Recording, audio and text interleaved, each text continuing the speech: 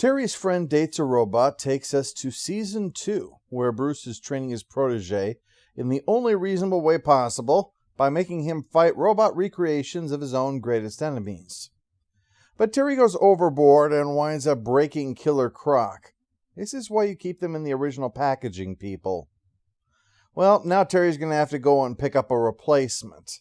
And with that, Bruce exits the story, and Howard enters it. Howard is Terry's titular friend, who quickly acts in a way that makes us wonder, why? Howard's big teeth, glasses, and pudgy build immediately suggest that he's a socially awkward nerd, but as a socially awkward nerd, I can tell you that I've never once seen him at the meetings. Howard wants what most teens do, respect of his peers and the attention of the most desirable romantic partners there are. He tries to go about this by throwing a big party while his parents are away, and that would maybe work, except that he then follows it up with presuming a level of camaraderie with others that is clearly unmerited. Quite frankly, he doesn't seem to have any redeeming qualities. But I still want a cool girlfriend like Chelsea or Blade. Then kids would come to me. It's a sign that you're somebody. Oh, that is a whole new level of superficial. It's like, okay, high school kid, I get it. Obviously, they're going to likely skip over the top tier of a relationship for that I want some fine-ass booty level. I can get that kind of superficial. We were all young once. But Howard takes this a step further and sees a girlfriend not as someone who can provide for this need that he suddenly has out of nowhere, but rather purely as a vehicle through which to prop up his social standing. He essentially wants to have the high school equivalent of a trophy wife. Howard, you see, is obsessed with popularity. Oh, if I had wheels like these, I'd get more girls than a rock star. The irony is that a shallow guy like this would soon find out that the women he attracts that way would also be shallow. And they would soon find out that all he is a jerk with a nice car that lives with his parents. The pair go to pick up the new Killer Croc robot, and while Howard is left alone, he overhears a shady guy who is making a custom fembot for someone. Ah, you want a custom job? Something like that little synthoid number over there? Sure, yeah. I mean, can you? Oh, legally, no. But I'm always open to discussing my criminal behavior with people who just wander in. I'm a little unclear on the law here. Why is it that it's illegal to have sex with these things, but beating the shit out of them until they break is perfectly fine? Anyway, Howard whips out his credit card to make himself the girl of his dreams, meaning someone that will make him popular with the cool kids. As a synth, he gives her the name Cynthia, and she quickly turns heads when she shows up at school. Excuse me, Nelson. She's out of your league. Howard's the first person I've seen trying to use negging on a guy he wants to be friends with. Well, try not to be too shocked. The guy is more inclined to smack Howard around, but Cynthia is fully devoted to Howard and attacks him with a locker room. Not in a locker room, with a locker room. Jockstraps everywhere! It's only thanks to him still wearing his pads that the attack didn't kill him. So Terry goes to check it out, soon joined by Maxine, who joined the show with Season 2 and quickly figured out that Terry was Batman, hence why she is here to help. She can help him get to the bottom of the mystery. Assuming she has better thinking skills than that. I'll let Mr. Silverstein know you'll be late. This is a good learning experience. Don't go in without an exit strategy.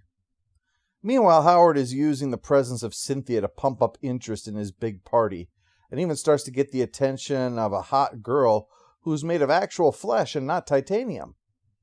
What's unexpected is that Cynthia gets horribly jealous. Her programming was to make her fully devoted to Howard, but that leaves no room for competition, it seems. She almost drops a giant logo on the girl, but Terry interrupts, not noticing this attempted murder in progress, just trying to get answers. Instead, he winds up getting shoved off the roof, and that's enough to make it clear to Batman, the world's greatest detective, that something's going on with this girl.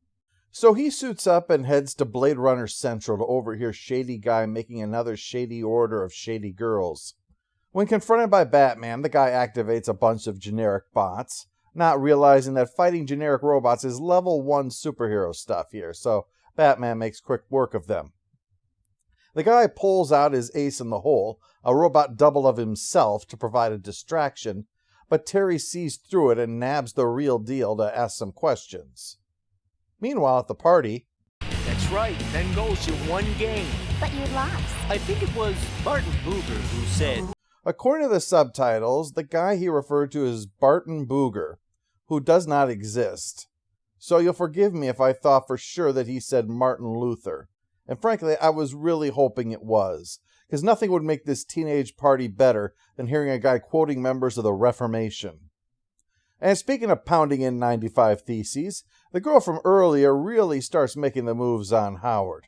So much so that Cynthia, who does not take kindly to any kind of competition, is ready to put her flat out. Howard has to finally drag her to a private room and try to get a hold of the creep to sort out his jealous robot girlfriend. There's no answer on account of Batman having taken the guy in, and all tech support in the future is handled by Victor Fries, so that's no help. Howard tries to say that he just wants to see other girls, but that just causes Cynthia to snap. Bad in a girl who's made of pistons and gears. So Howard tries to shoo everyone out, but Cynthia is putting on too good of a show.